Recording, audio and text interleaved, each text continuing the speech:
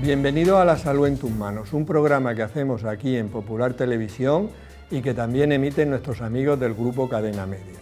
Hoy vamos a hablar de la enfermedad renal crónica, una enfermedad muy frecuente puesto que afecta a 1 de cada 7 personas.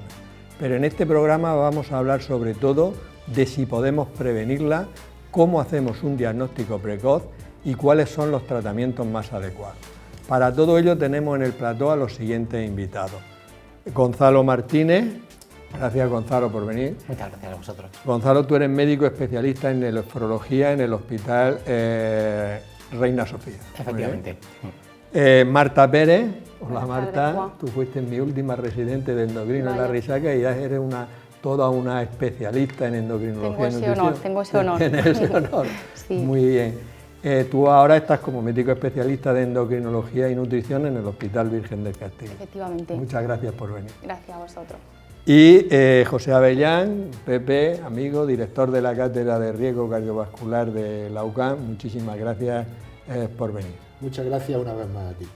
Y antes de dar paso a las preguntas de la calle, quería presentaros un libro que hemos hecho un grupo de especialistas. El título del libro es ¿Y tú qué haces por tu salud? Bueno, aquí damos las claves para que una persona pueda vivir más años y sobre todo pueda vivir con más calidad de vida.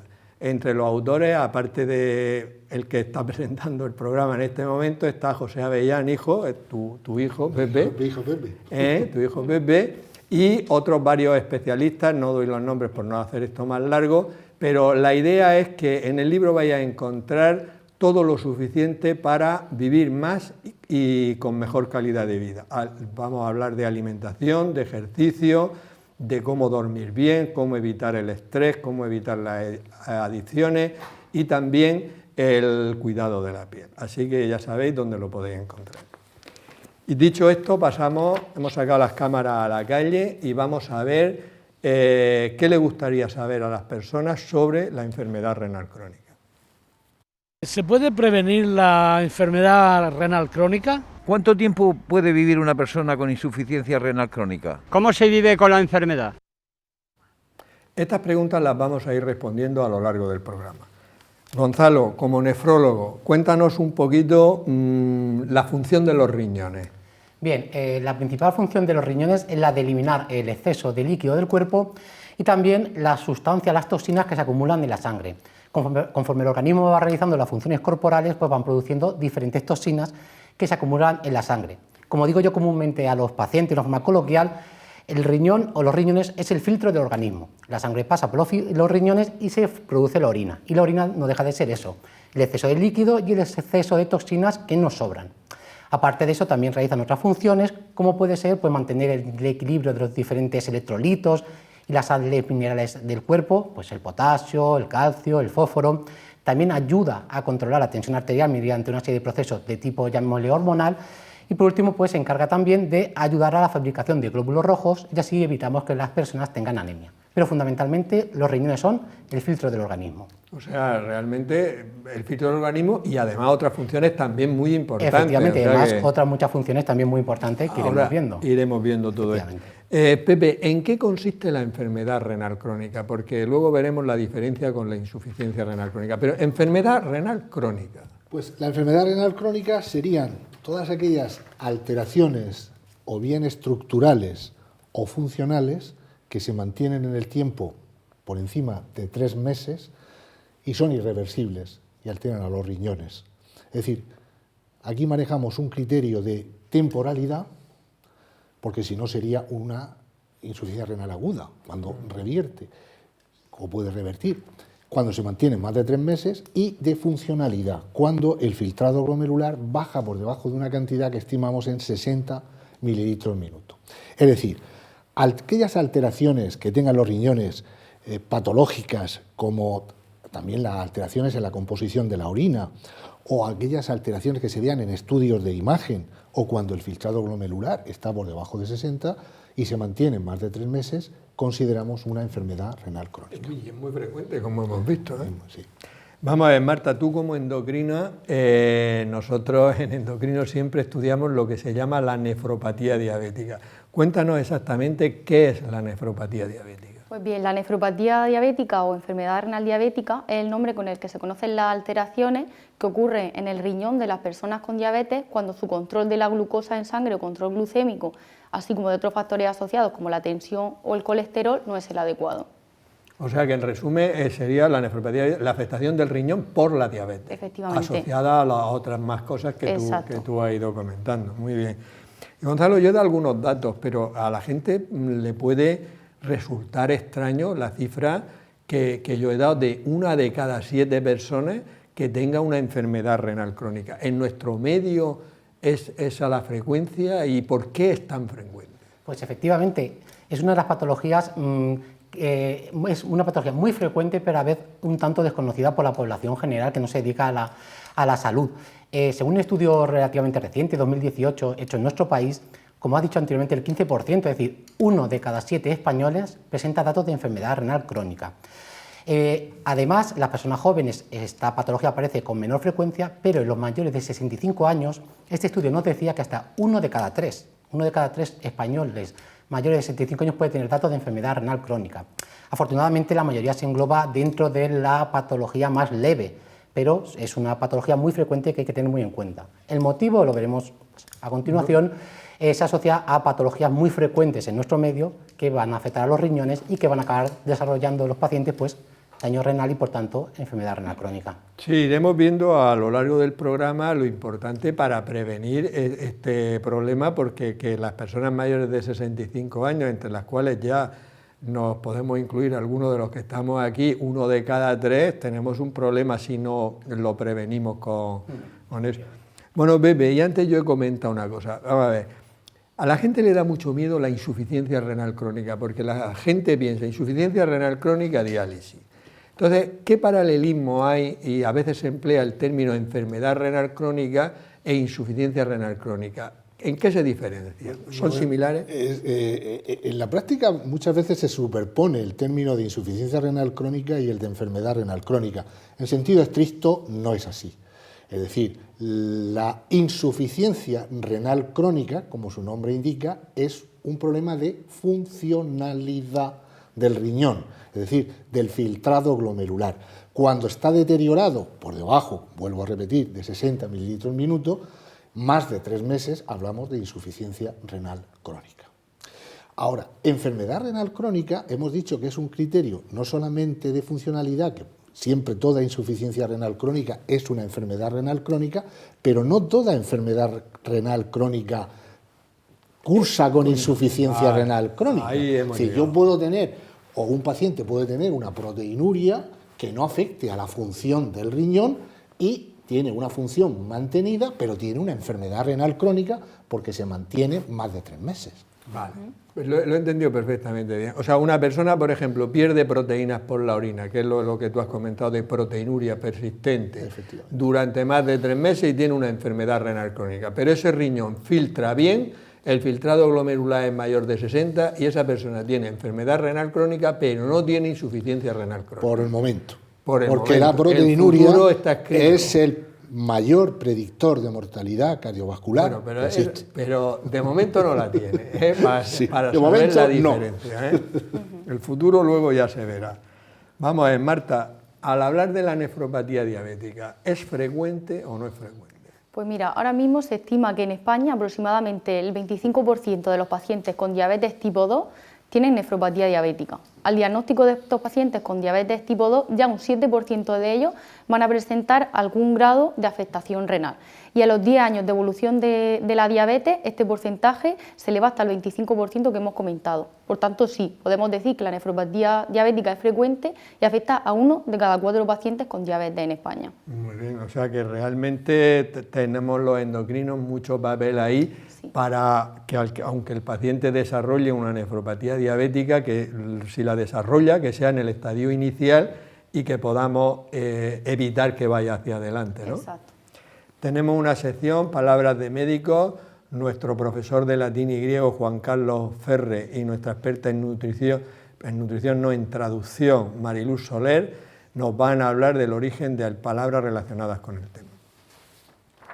Muy buenas, hoy vamos a hablar de la prevención de enfermedades renales, del riñón, que es el motor de nuestra salud, de la hipertensión y relacionado con ello, el consumo de sal en nuestra alimentación. Vamos a empezar por la palabra renal. Renal deriva del latín ren renis, que significa riñón. Posteriormente se le añadió la sílaba ni, que en español se transforma en ñ, y por eso se forma riñón. Otra palabra para referirse al riñón es nefros, que viene del griego. Lo encontramos en términos como nefrítico o nefritis, con esa terminación itis, que indica inflamación del riñón. La insuficiencia renal, insuficiencia está formado por in, que significa no, sub, que significa por debajo de, y facere, hacer, es decir, que el riñón hace por debajo de lo que tendría que hacer. Y luego tenemos la hipertensión, que es un híbrido greco-latino, porque hiper es una preposición griega que significa por encima de, mucho más, y tensión hace referencia a la extensión, alargamiento, y hace referencia también a la presión sanguínea, y además está considerado como el asesino silencioso. El uso de la sal está muy relacionado con la hipertensión. Sal deriva del latín sal salis. Era un bien muy preciado en la antigua Roma, incluso llegaban a darlo como salario. De ahí viene el origen de nuestra palabra. También tenía otros usos como antiséptico o para preservar la comida, aunque sabemos que un uso excesivo es perjudicial. Así que ya saben, cuídense, más vale prevenir que curar. Cero sal. Palabras de médicos. Gonzalo, ya sabemos la frecuencia de la enfermedad renal crónica, muy frecuente, pero ahora vamos a las causas. ¿Por qué se produce la insuficiencia renal crónica? ¿Qué factores la favorecen? Bien, existen ciertas patologías que afectan única y directamente a los riñones, llamadas glomerulonefritis. También existen procesos sistémicos, muchos de ellos autoinmunes, como el famoso lupus, que también produce daño renal, y también algunas enfermedades de carácter hereditario que se transmiten de padres a hijos. Pero estas son las menores de las causas que con menor frecuencia generan enfermedad renal crónica. En nuestro medio se asocia fundamentalmente a dos factores de riesgo: la diabetes, como ya hemos dicho, y también la hipertensión arterial y riesgo cardiovascular. Por lo tanto, personas con factores de riesgo de desarrollar enfermedad renal crónica, diabéticos, hipertensos, personas que han tenido un infarto de miocardio, accidentes cerebrovasculares, personas con colesterol, obesos, fumadores y los ancianos. ¿Por qué? Porque evidentemente las personas más mayores son aquellas que con mayor frecuencia acumulan estos factores de riesgo. Por lo tanto, estas personas que he nombrado son aquellas con mayor riesgo de desarrollar enfermedad renal crónica y las que tienen que tener más cuidado o mayor control para evitar que la patología progrese.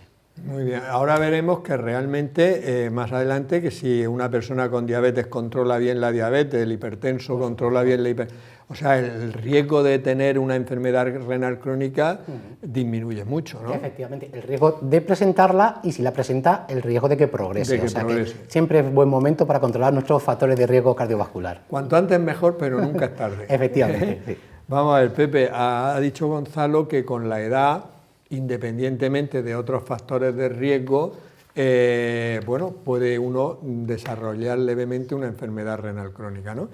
La unidad del riñón es la nefrona.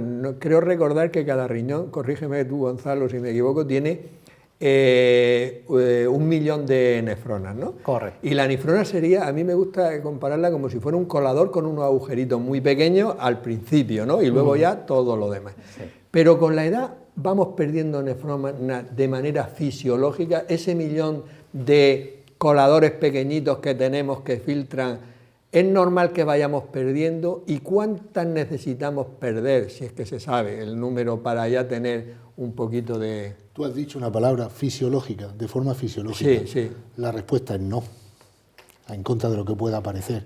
O sea, se puede llegar a los 80 años o más con una función renal mantenida y controlada.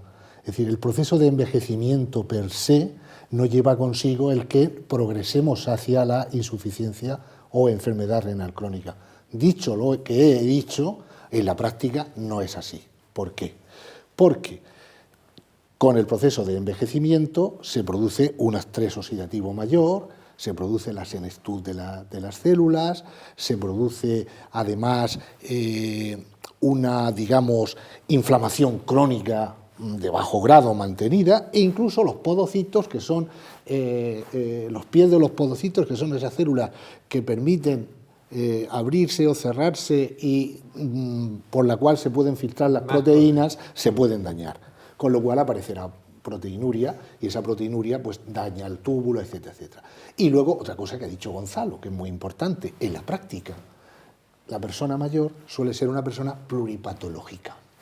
Y entonces acumula otros factores que son cooperadores necesarios de este proceso, como es la hipertensión arterial, como es la diabetes, etcétera, que es tanto más frecuente en personas de edad. Pero si la pregunta es fisiológicamente no.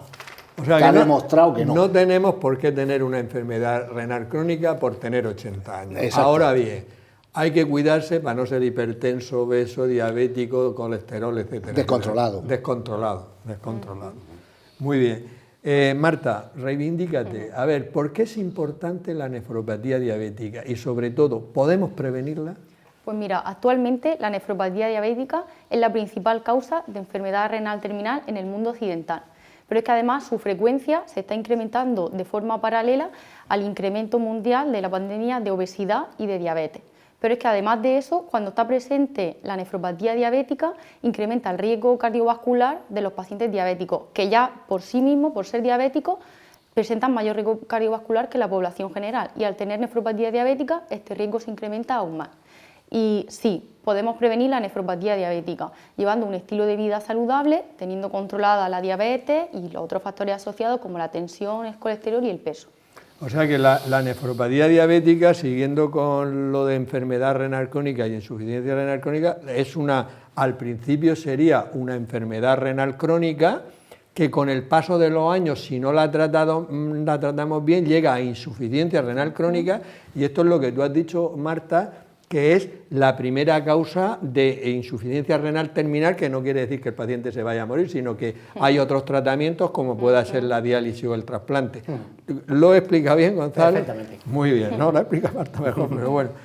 Gonzalo, vamos a ver, una persona ahora no está viendo el programa en su casa, ¿no? Y puede pensar, yo tendré insuficiencia renal crónica, ¿qué síntomas debería de tener para decir, o si la enfermedad renal crónica produce síntomas o hay veces que no hay síntomas? Bien, pues en la mayoría de los casos la enfermedad renal crónica no produce síntomas. No es raro que a veces a la consulta nos llega un paciente, dice, me han mandado aquí porque dicen que no me funcionan bien los riñones y no me noto nada, no me duelen los riñones, no.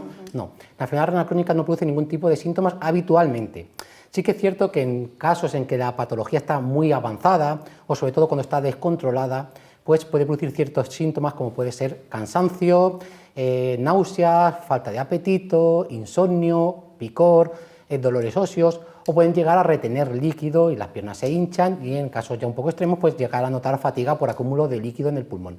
Pero esto no es lo más habitual, lo habitual es que sea una patología que personas con factores de riesgo en una analítica común se les diagnostique en grados iniciales y posteriormente pues con el control no lleguen nunca a desarrollar síntomas.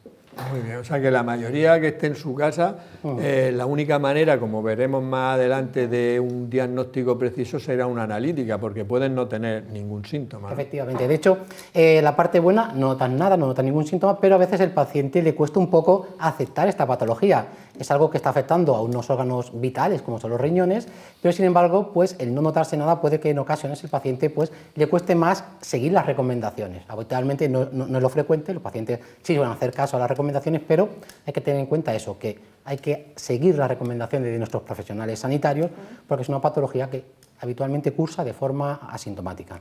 Muy bien. Y Pepe, vamos a ver una cosa. Hemos comentado antes que la nefrona era como la unidad, el colador, y que hay 1 millón. ¿Qué es eso de la teoría de la nefrona intacta?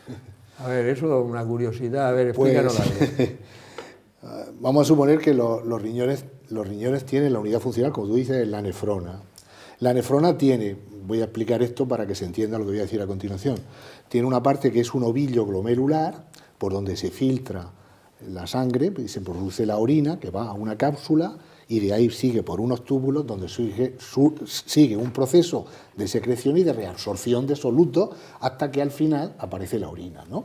Pues ese ovillo glomerular, entendamos por ejemplo un globo que tiene una vía de entrada que se llama arteriola aferente y una vía de salida que es la arteriola eferente, es decir, entra la sangre por la aferente, llega al ovillo y sale por la eferente. Bien, cuando el riñón sufre una pérdida, por el mecanismo que sea, él lo ha explicado, por un mecanismo inmunológico, por un mecanismo isquémico, por una nefrotoxicidad, por una nefropatía obstructiva, sufre destrucción de una serie de neuronas, de nefronas, ¿qué es lo que pasa? Que las que quedan indemnes sufren una sobrecarga de trabajo. Eso es lo que se llama la teoría de la nefrona intacta. ¿Qué le pasa a esta nefrona?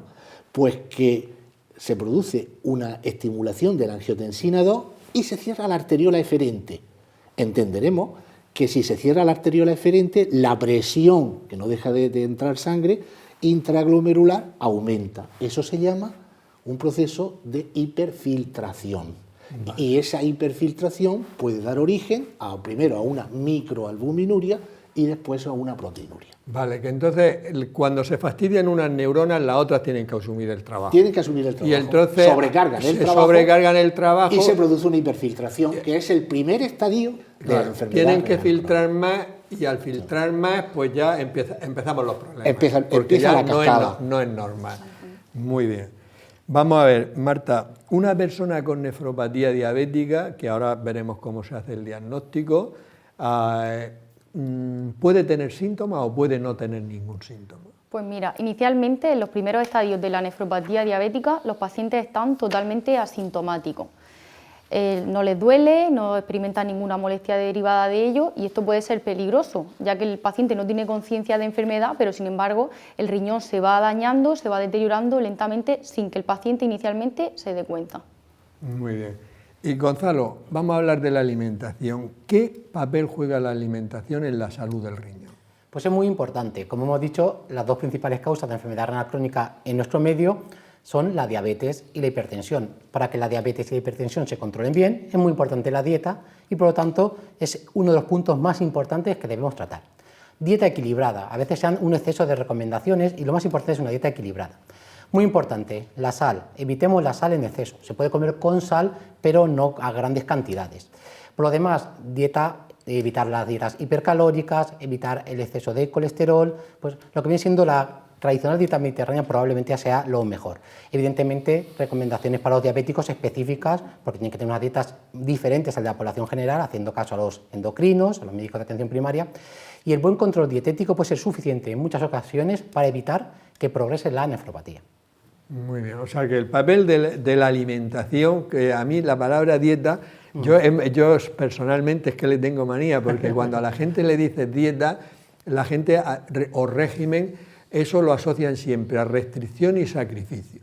Si tú hablas de una alimentación, que tú lo has comentado perfectamente bien, una alimentación mediterránea, que lo has dicho también, esa probablemente pues, sea una alimentación correcta para evitar el desarrollo de la enfermedad renal, o por lo menos para que una mala alimentación puede favorecerla. Efectivamente, además yo creo que hay que evitar la restricción. Al paciente hay que dar ciertas recomendaciones generales, decirle lo que no debe hacer, lo que no debe abusar, pero efectivamente el concepto dieta implica restricción y la restricción acaba muchas veces consiguiendo que el paciente no haga caso a las recomendaciones y sea totalmente contraproducente. Por lo tanto, medidas generales y dieta pues equilibrada.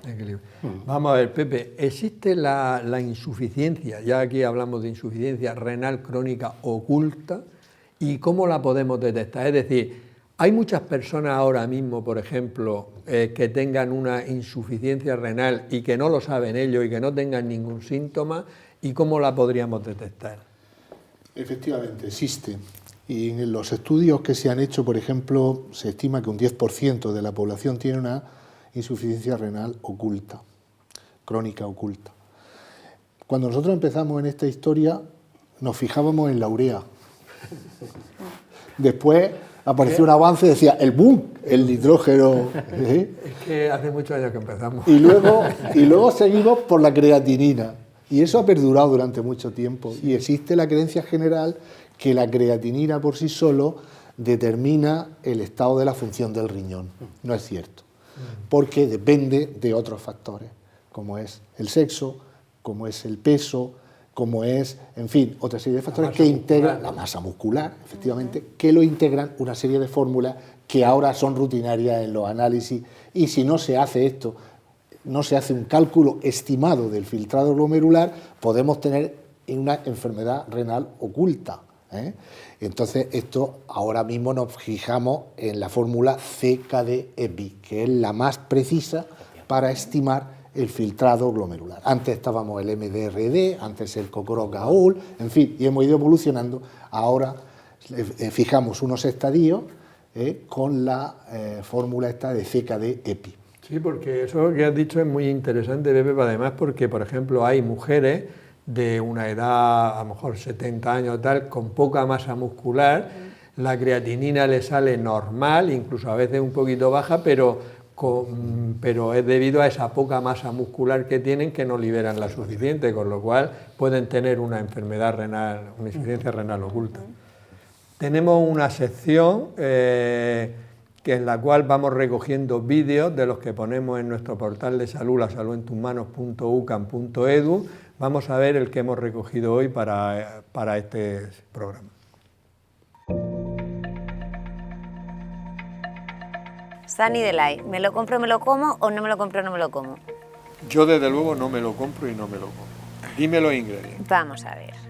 Pues el ingrediente principal es agua, luego zumo de frutas a partir de concentrados el 5%. Muy bien. Y luego lleva azúcar, acidulante y le han añadido también algunas vitaminas. Bueno, pues de momento es un alimento que a mí me parece muy poco recomendable porque eso está hecho a partir de lleva agua, lleva azúcar y lleva zumo a partir de concentrado con un 5% de fruta, o sea, un alimento muy poco saludable que para vendérnoslo bien le han añadido unas vitaminas y luego creo que pone ahí unas cosas que debería de estar prohibido que lo pusieran, porque vamos. Sí, porque aquí efectivamente debajo del nombre pone que es bajo en azúcares, pone que ayuda al sistema inmune y pone que tiene 5 vitaminas.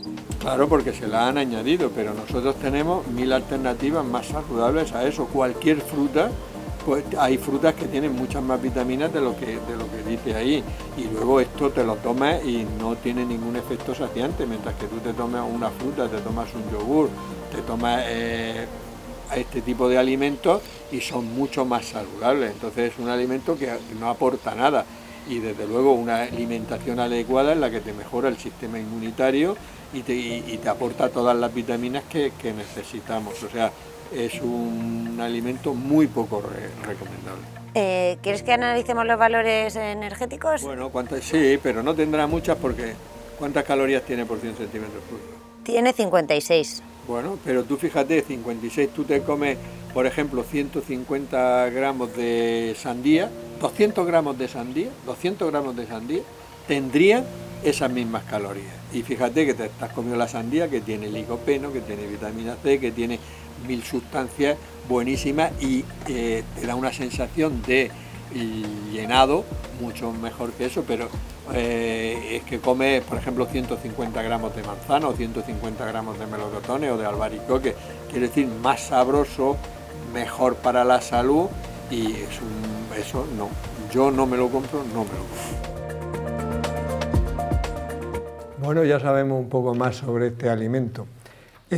Marta, vamos a ver, ¿cómo se hace el diagnóstico de la nefropatía diabética? ¿Es complicado, hay que hacer pruebas difíciles o es facilito? Muy sencillo, con una analítica de sangre y una muestra de orina.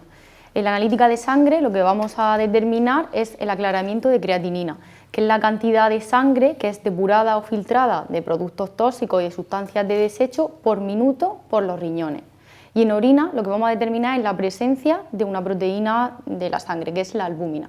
En condiciones normales no debe haber en la orina proteínas plasmáticas, puesto que las proteínas son unos componentes esenciales de nuestro organismo y los riñones intentan guardarlas e impiden que pasen de la sangre a la orina y que con ello se pierdan. Muy bien, o sea que con un análisis de sangre nosotros podemos iniciar o sospechar ya que haya una nefropatía diabética y que para confirmarla repetiríamos. Exacto, una muestra de sangre y una de orina. Muy bien. Gonzalo, tema del agua, muy importante, porque vamos a ver, recientemente incluso yo en medios de comunicación he estado viendo que si se estaba diciendo que hay que beber mucha agua y beber mucha agua no es bueno porque puede bajar el sodio, etcétera. Es decir, ¿qué cantidad de agua es aconsejable beber si es que existe una medida para que la salud de nuestros riñones sea lo mejor posible? Bueno, en primer lugar decir que beber agua es fundamental, es uno de los pilares para la adecuada función renal. El riñón necesita que le llegue líquido para fabricar la orina, por lo tanto, así se puede comprender por qué es importante beber agua para los riñones. No existe una medida absoluta, hay que intentar generalizar y lo que es bueno para una persona, para otra puede ser contraproducente. De una forma global, 2 litros, ¿no? Una especie de objetivo a alcanzar debería estar en torno a los 2 litros. Cada cierto tiempo salen teorías que dicen que es mejor no beber tanto, que beber menos, pero se podría generalizar diciendo que 2 litros. Evidentemente hay que tener en cuenta, pues cuando se hace ejercicio, se suda, se pierde líquido y hay que beber más agua. Mucho cuidado en verano, se transpira más, se pierde líquido. No es raro que aparezcan deshidrataciones, sobre todo en personas mayores en verano, y hay que aumentar un poquito más la ingesta de agua. Y también individualizar. Hay personas que quizá deban beber más cantidad de agua. Las personas que tienen tendencia a infecciones urinarias, a formar piedras en el riñón, pues los urólogos recomendarán acercarse quizá incluso a los 3 litros. Pero lo contrario, personas con problemas fundamentalmente cardiovasculares tienden a retener líquido, el corazón puede no bombear toda la sangre del cuerpo, insuficiencia cardíaca se llama esto. Estos pacientes toman medicación para orinar. Decirles que beban mucho líquido puede ser totalmente contraproducente. Por lo tanto, hay que individualizar según las personas, pero si tuviéramos que decir una cantidad, pues en torno a los 2 litros de agua, pues puede ser una medida bastante correcta. O sea, una persona sana, ¿vale? Una persona sana que tenga 70 años, podríamos decir que una cifra aceptable, teniendo en cuenta todas las variables que tú has dicho, está en torno a los 2 litros. Sí, aproximadamente. Teniendo en cuenta una cosa, y es que con agua incluye los líquidos, es decir, claro, porque es peligroso decir, bébete 2 litros de agua. Sí, me bebo 2 litros de agua y 2 leches de cafés con leche, las infusiones, la cerveza ocasional, y al final llegas pues encharcado, reteniendo líquido, y claro, es que te has bebido 5 litros de volumen. No, 2 litros incluyen pues fundamentalmente las infusiones, la leche o todo lo que se ingiera, incluso la propia comida. Una sopa lleva líquido, las verduras, la fruta aportan líquido. Entonces, claro, hay que tener en cuenta esos elementos. Por eso es tan peligroso lo de intentar generalizar estos términos de una cantidad exacta. 2 litros sería adecuado, sí, pero teniendo en cuenta todas las fuentes de agua que nos entran. Claro, es que la fruta o la verdura, más del 90% es agua. Esta infusión que yo he conseguido después de 4 años mentapoleo es agua. Eso cuenta como agua, efectivamente. Como agua, ¿no? Sí. No, pero es que es verdad que está ahora incluso digo, nutricionistas muy conocidos y tal, y hablando de que quizá nos estamos pasando en recomendar tanta bebida de agua, ¿no?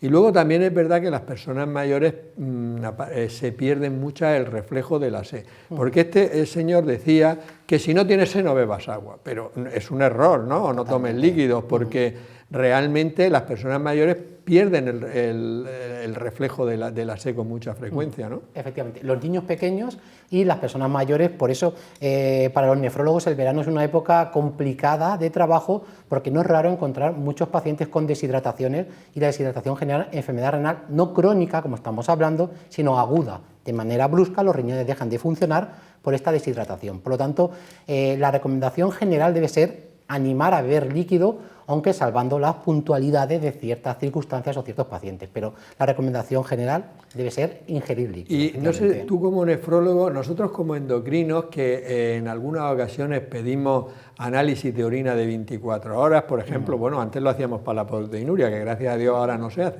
con una muestra suficiente, pero por ejemplo para medir el cortisol y tal.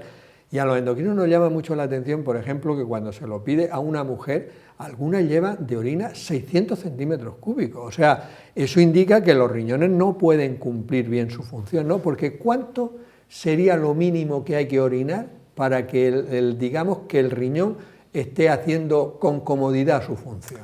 A ver, al final la cantidad de líquido que elimina el riñón es la cantidad que ingieres. Esa cantidad que ingieres se aprovecha el organismo, utiliza el agua para las funciones celulares, para las funciones corporales, y luego posteriormente lo que sobra el riñón pues lo acaba eliminando. Yo creo que al menos 1 litro debe orinar, litro y medio debe acercarse para considerar que el riñón está realizando sus funciones adecuadamente. Luego hay esas puntualizaciones. Yo cuando veo una orina de 24 horas y me encuentro que el paciente, como ha dicho Juan, 800 centímetros cúbicos, digo, aquí podemos encontrarnos con un problema. Por lo menos el litro es el objetivo a alcanzar de diuresis, de cantidad orinada. Eso implica que el paciente ha bebido algo más, ha bebido más líquido, se ha aprovechado para funciones corporales y ha acabado eliminando parte que nos sobra. Pero en estas personas mayores, porque las personas mayores tienen un riesgo de deshidratación más, incluso no sé si os habrá llegado por WhatsApp, a mí me llegó una cosa de un profesor de medicina que le preguntaba a sus alumnos: un paciente que tiene un poco de confusión, que pierde la memoria, que está decaído, está cansado, y le decía a los estudiantes, o no sé si os ha llegado, ¿no? Y decía los estudiantes, a ver, ¿qué tiene este paciente? Entonces la mayoría decía, pues como tiene confusión y tal, y es mayor, puede empezar con un Alzheimer. El otro decía, pues a lo mejor una diabetes descompensada, ¿verdad? Y realmente decía, no, la causa más frecuente de estos síntomas que estamos hablando es la deshidratación. Efectivamente. Por tanto, sería aconsejable, porque yo a algunos pacientes míos se lo he dicho, digo, vamos a ver, porque te preguntan, ¿cuánta agua bebo? Digo, mira, mide un día lo que orinas, y si orinas 1,5 litros por ahí, es que estás bebiendo lo justo. Eso sería, aunque es un rollo guardar la orina de un día, pero no hay que ser preciso, pero a lo mejor eso no sería mala idea, ¿no? No, no es mala idea porque, claro, nosotros vemos a los pacientes cada X semanas, X meses, y no es raro que el paciente haga a veces las cosas a su manera y cuando se acerca la analítica, se acerca la visita, orina 24 horas, hoy toca beber agua. Y aparece la gente que ha orinado 5 litros. ¿Y cuánto agua bebes? Bebo 5. No, no es verdad, es que sabes que se aproxima la analítica y entonces te propones hacer eso. Una forma idónea sería eso, ocasionalmente una medida de yo bebo, no cuantifico lo que bebo, pero sí cuantifico lo que orino. Y si la cantidad que orino está en torno a ese 1,5 litros, es que las cosas las estoy haciendo correctamente. Lo hacía bien por intuición.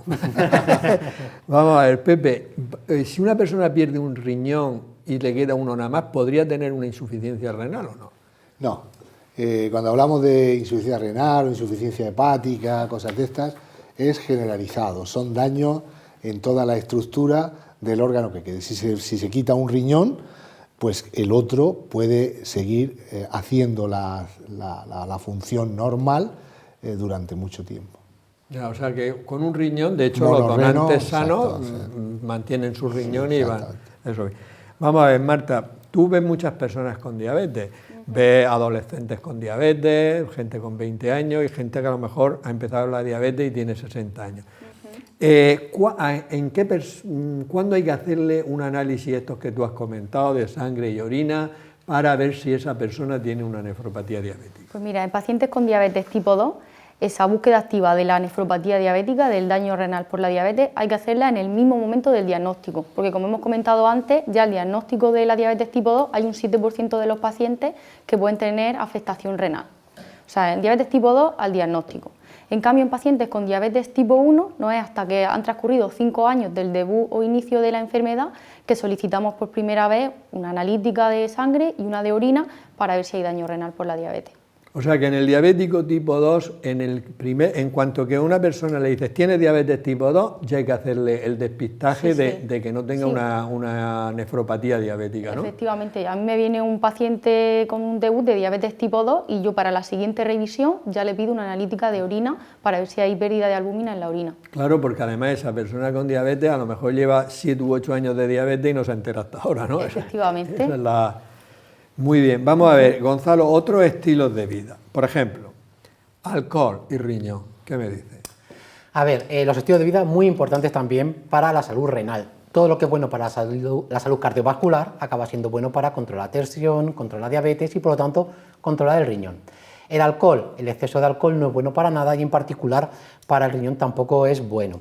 Existen diferentes estudios que asocian que el alcohol es un factor independiente de gravedad para desarrollar enfermedad renal crónica. No todos lo confirman, pero independientemente de que sea causa directa o no sea causa directa de enfermedad renal crónica, el exceso de alcohol es malo para la salud cardiovascular y por lo tanto para el riñón.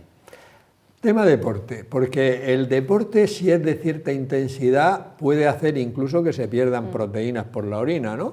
De hecho, nosotros en la diabetes, Marta lo sabe perfectamente bien, para medir eso le decimos, oye, ejercicio sí, pero ¿hasta qué punto el deporte intenso podría ser perjudicial para o es beneficioso para el riñón? El deporte es beneficioso para el riñón, pero en grado moderado, evidentemente. El deporte intenso no es bueno para muchas cosas, articulaciones, salud osteomuscular, y para el riñón también un deporte excesivo puede llegar a ser contraproducente. De manera crónica es raro que pueda producir daño, pero lo tenemos que evitar. De manera aguda, un deporte excesivo puede producir daño en el músculo y producir una cosa que se llama rhabdomiólisis, es decir, que se acumulen pequeños productos de degradación del músculo en el riñón y que de forma aguda los riñones dejen de funcionar. No es lo habitual ni es lo que nos preocupa, pero el deporte sí, pero deporte moderado y adaptado a la condición física de cada persona. Las personas más jóvenes o las personas con buena condición física, pues correr a un ritmo moderado, bicicleta. Las personas más añosas que evitan a veces el concepto de yo es que soy mayor, no puedo hacer deporte. Sí puedes hacer deporte, puedes caminar y además con regularidad, pues esto va a ayudar mucho, como digo, a controlar los factores de riesgo y a controlar la patología renal. Por lo tanto, deporte sí, pero nunca en exceso. Sí, de hecho hay un dicho más o menos que dice, voy a ver si lo digo bien, voy a ver si lo digo bien, porque a veces lo decimos al revés.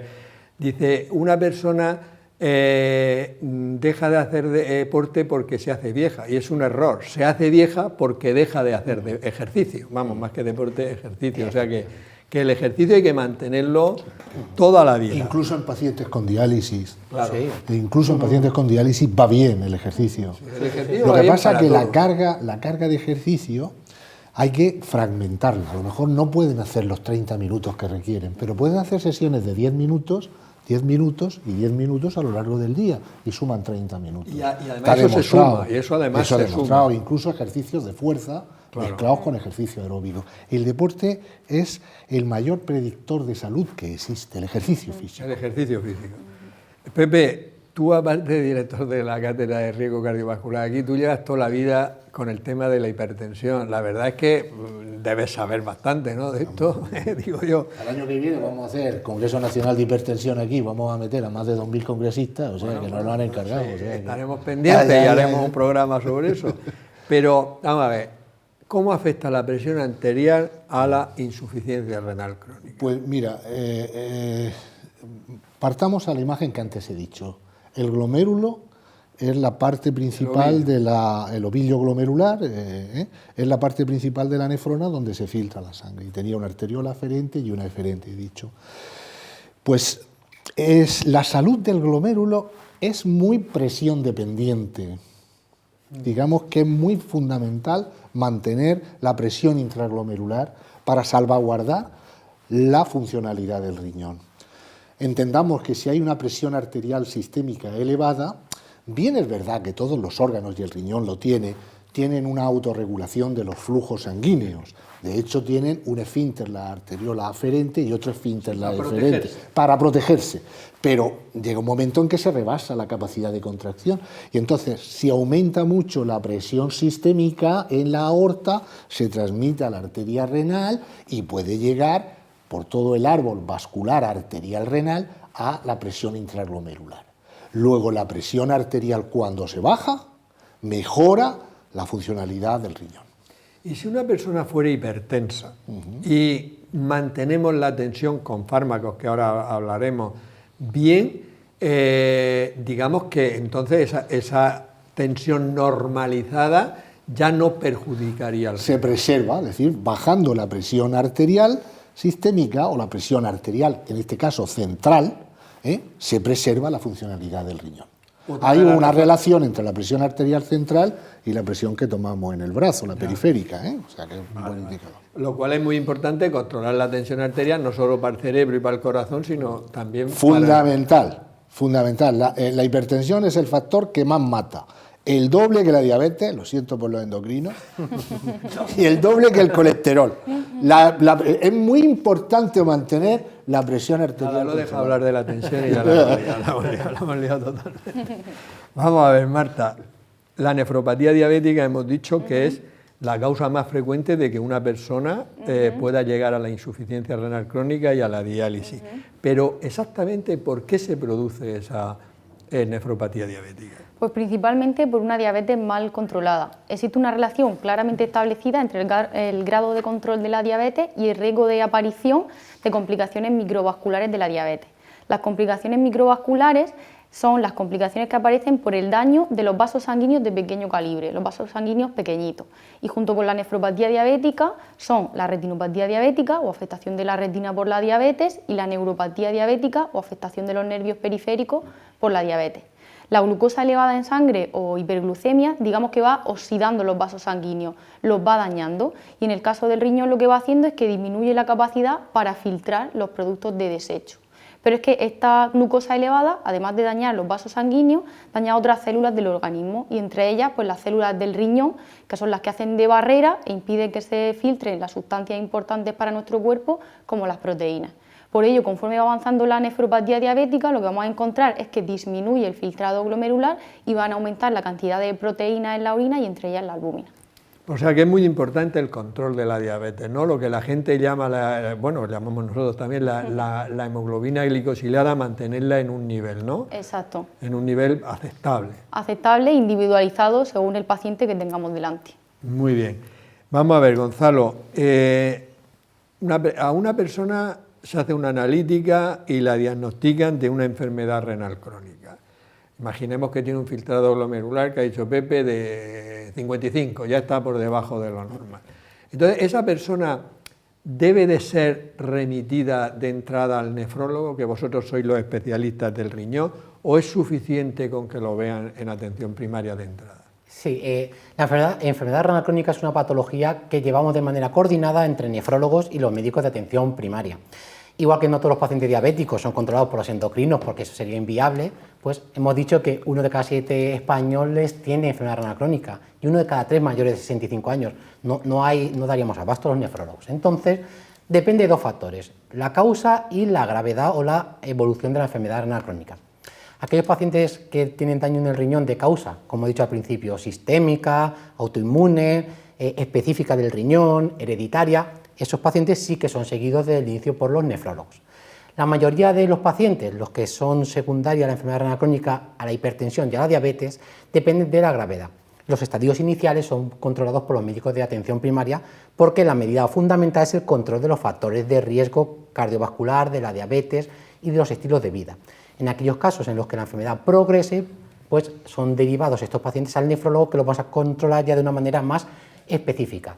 Pero la coordinación y la relación entre atención primaria y nefrología es muy cercana y no es raro que haya pacientes que puntualmente nos deriven a los nefrólogos, controlemos, vuelvan a primaria y un flujo bastante coordinado. O sea, está la cosa bien estructurada y bien coordinada. Sí, está muy bien coordinada. Te voy a hacer otra pregunta, Gonzalo, porque me he acordado y hay mucha gente que toma proteínas por hacer más masa muscular y hacen batido hiperproteico, etcétera, etcétera.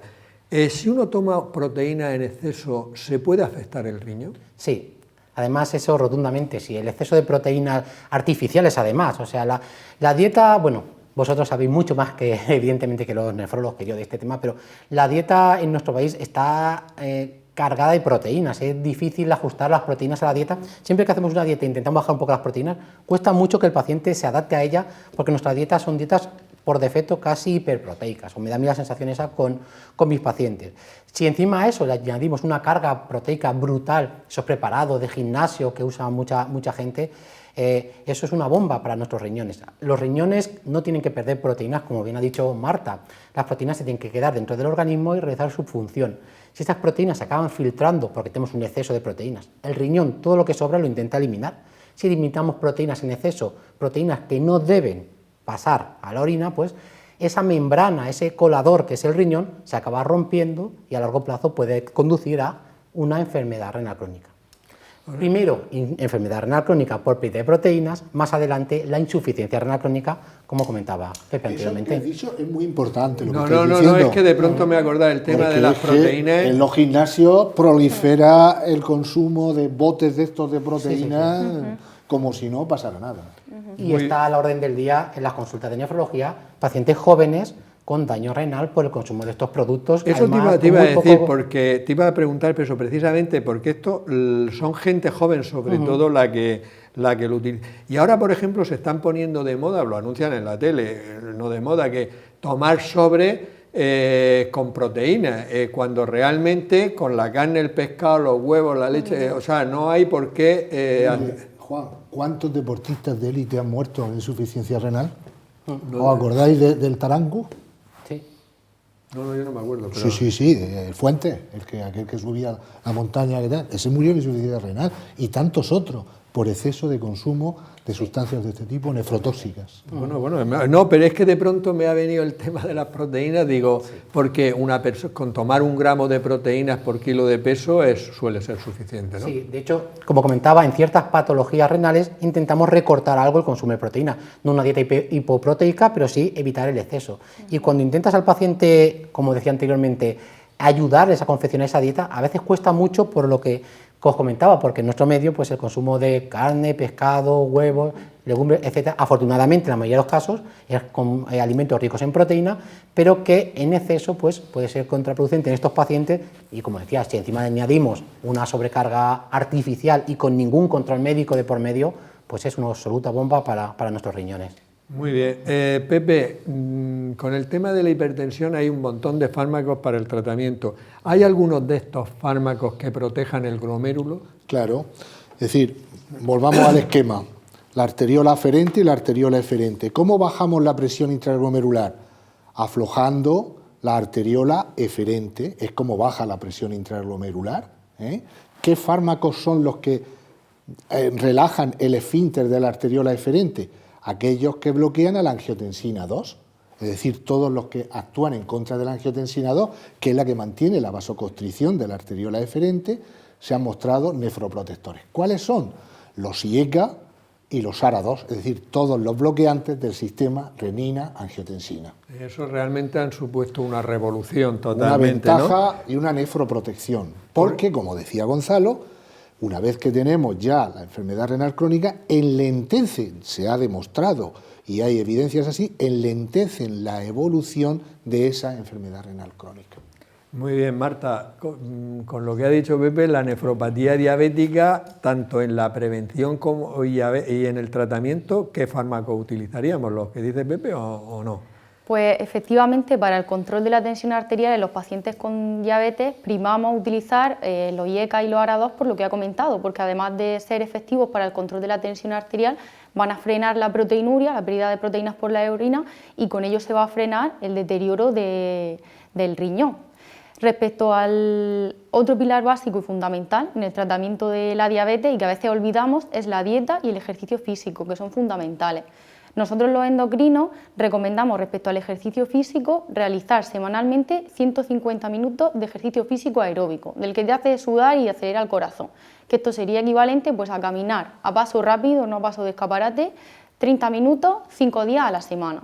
Y respecto a la dieta o al patrón alimentario que recomendamos es la dieta mediterránea, que prima el consumo pues, de legumbres, de frutas y verduras de temporada y que restringe los hidratos de carbono simples o de absorción rápida en favor de los hidratos de carbono complejos. Muy bien, estoy muy orgulloso de que haya sido residenta mía, domina el tema a la perfección. Gracias. Domina, nada. Madre mía, si sabes ya más que yo, madre mía. Vamos a ver, Gonzalo, yo a veces en la consulta me he encontrado a algún paciente que tiene todos los factores de riesgo que decimos bien controlados, o sea, o no es hipertenso o la tiene bien controlada, o no es diabético o la lleva perfecta, el colesterol lo tiene bien, es decir, no tiene... Sin embargo, vemos que pasan 6 meses y la función renal se va deteriorando poquito a poco. Entonces yo a veces a ese paciente le digo, oye, pues te voy a mandar al nefrólogo a ver si encuentra algo, pero le digo, es que tú no puedes hacer más de lo que estás haciendo. O sea, lo hace todo perfecto, pero sin embargo ese riñón va un poquito a poco perdiendo. Eso ya es indicación para que lo veáis vosotros cuando no vemos una causa justificada, clara. Y luego, ¿qué puede hacer esa persona o qué hacéis vosotros con esa persona? Sí, efectivamente, eso se llama progresión de la enfermedad renal crónica, es decir, hay a veces que hay factores de riesgo muy claros de cuál es la causa que está haciendo que la función del riñón empeore, y hay veces que no hay factores de riesgo tan claros como puede ser el caso que estás comentando. Se controla la hipertensión arterial o no es hipertenso, se controla la diabetes pero el paciente no es diabético. Hay muchas causas, hay causas farmacológicas, hay fármacos nefrotóxicos, que también siempre hay que revisar a un paciente que no se esté automedicando o tomando ciertos fármacos que, sin ser conscientes de ello, pues están afectando negativamente a nuestros riñones. Aún así, hay causas, como comentaba al principio, que afectan de forma específica a nuestros riñones, y hay estudios mucho más concretos, más allá de la diabetes, más allá de la hipertensión, que hay que realizar. Y a eso nos dedicamos los nefrólogos, a pedir estudios de autoinmunidad. Hay patologías que afectan a la médula ósea, que acaban generando también daño en el riñón. El ejemplo es el llamado mieloma múltiple. Como he dicho, los procesos sistémicos y autoinmunes, el lupus como gran ejemplo de patología que puede llegar a afectar a los riñones y que además afecta a personas jóvenes. Y si con los estudios de sangre habituales o de ecografía de imagen no conseguimos diagnosticar a los pacientes, pues contamos con una técnica que es la biopsia renal. Consiste en tomar una muestra de nuestros riñones, se analiza y nos va a decir qué está ocurriendo en los riñones, qué gravedad o qué grado de afectación tienen, y nos van a ayudar mucho también a poner un tratamiento específico y a adivinar o a conocer el pronóstico de esta nefropatía. No es lo habitual, no se tiende a llegar hasta estos puntos, a llegar a hacer una biopsia renal, pero cuando se escapa de los diagnósticos con los medios habituales, pues se procede y sí, evidentemente, pues es una técnica más con la que contamos para ayudar a nuestros pacientes. Pepe, muy brevemente, porque ya estamos prácticamente fuera de tiempo, ¿por qué las personas con insuficiencia renal crónica tienen anemia? ¿Pueden tener anemia?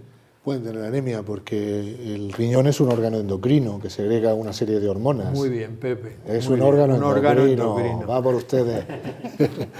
Tiene la renina, que es muy importante en la hipertensión, por ejemplo, que no habéis caído. Y la eritropoyetina, que es lo que tú vas. La EPO, porque el sustrato anatomopatológico de todo esto es la nefroangiosclerosis. Es decir, se sustituye nefrona por tejido conjuntivo. La angiotensina 2 es estimulante del crecimiento mesangial. Esa nefroangiosclerosis pues hace que disminuya la producción de las células tal como la EPO, pero no solamente es por disminución de la EPO. Hay otra serie de mecanismos también que afectan. Hay una cierta tendencia a la hemolisis, hay una serie de pérdidas aumentadas en estos pacientes que continuamente tienen que hacerse analíticas, etcétera. Hay una no acción de la PTH sobre la formación de los eritroblastos. Hay otra serie de mecanismos. Pero sobre todo por disminución de la EPO, que es la que se usa para... Sí, en el dopaje y que también utilizan los enfermos renales crónicos como tratamiento de la anemia. Muy brevemente, Gonzalo, los fármacos nuevos que estamos utilizando en la diabetes, que eliminan glucosa por la orina y que eliminan sodio, ¿se van a poder utilizar para prevenir la enfermedad renal crónica, incluso en personas no diabéticas?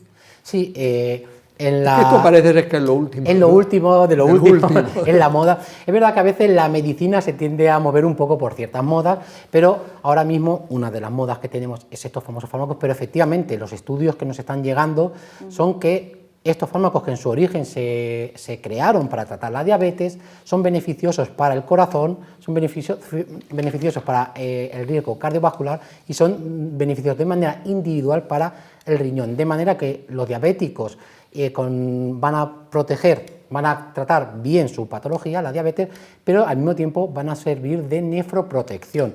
Vamos a conseguir de esta manera que los pacientes diabéticos tengamos una herramienta más para que la patología no progrese. Y el siguiente objetivo es, como bien has comentado, si no eres diabético, ¿te puede llegar a beneficiar de este tratamiento? Pues efectivamente, el futuro es que estos pacientes, aunque no sean diabéticos, solo por el hecho de tomar estos fármacos se puedan beneficiar, como por ejemplo lo que comentaba antes Pepe, los IECAX y los ALA2, que son fármacos nefroprotectores, en inicio eran hipotensores, fármacos que se usaban para tratar la hipertensión arterial. Y hoy en día se utilizan para pacientes que solo por el hecho de perder pequeñas cantidades de proteínas en la orina, estos fármacos protegen, evitan que se pierdan menos proteínas y por lo tanto no se usan como inicialmente se crearon, sino que también protegen el riñón. Pues los nuevos fármacos... los efectos pleiotrópicos, es decir, más allá de... Y bueno, estamos fuera de tiempo, pero nada de tiempo, un mensaje último, Marta. que tú quieras mandar sobre la nefropatía diabética? Pues un mensaje último es que una diabetes bien controlada es salud renal, es salud cardíaca y es salud en general para todos. O sea, controlar la diabetes. Es fundamental. Muy bien. Pepe, un mensaje. Controlar la presión arterial es sinónimo de tener una salud renal larga y duradera. Muy bien. Y cerebral y cardíaca. Pero en este caso, cuando hay una nefropatía, la presión arterial hay que bajarla mucho, mucho, mucho, a 120 de sistólica por lo menos. Muy bien. Gonzalo, tu último mensaje. Pues decir que la enfermedad renal crónica es una enfermedad muy frecuente, que tenemos que contar con ella, que tenemos que hacer caso a las recomendaciones de los profesionales sanitarios, la atención, me adhiero a Pepe en el tema de la tensión arterial, y que aunque es una enfermedad muy frecuente y que puede llegar a complicaciones importantes, en la mayoría de los casos no es así, que hagamos caso a las recomendaciones de los profesionales y tendremos una patología, pero que se controlará, que no evolucionará y que no nos llevará a problemas mayores. Bueno, quiero daros las gracias porque creo que el programa ha sido muy entretenido, muy didáctico y con profundidad, o sea que yo creo que a la gente le habrá quedado bastante claro el tema de la enfermedad renal crónica, que si no la tratamos bien, o en algunos casos a pesar del tratamiento, puede llegar a la insuficiencia, pero que la mayoría van a estar estables y van a estar bien, o sea que, y creo que lo habéis dejado todo muy claro. Por mi parte nada más, solo recordaros que en nuestro portal lasaludenttusmanos.ucam.edu podéis ver no solo este programa, sino también tenéis información sobre hábitos de vida saludable y prevención y diagnóstico de muchas enfermedades. Por mi parte nada más, despedirnos hasta la próxima semana en un nuevo programa de La Salud en tus Manos. Que seáis muy felices.